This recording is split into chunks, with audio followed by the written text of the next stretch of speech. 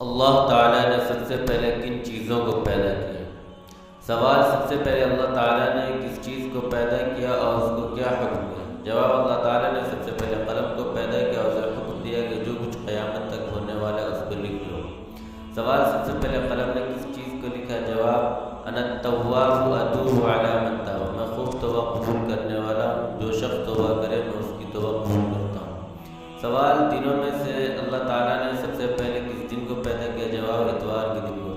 सवाल, अल्लाह ताला ने कलम के बाद सबसे पहले किस चीज़ को पैदा किया। जवाब, नूर और जुल्मत को, फिर उनको अलग करके रोशनी को दिन और अंधेरे को रात बनाया। लेकिन अस्करी ने कुतुबी से नकल किया है कि अल्लाह ताला ने सबसे पहले आसमान को पैदा किया जो कि उनको तौरात में मिला है। सवाल, पहाड़ों में सबसे पहले ज़मीन पर किसको रखा। जवाब, जबल अबू कुबैस को।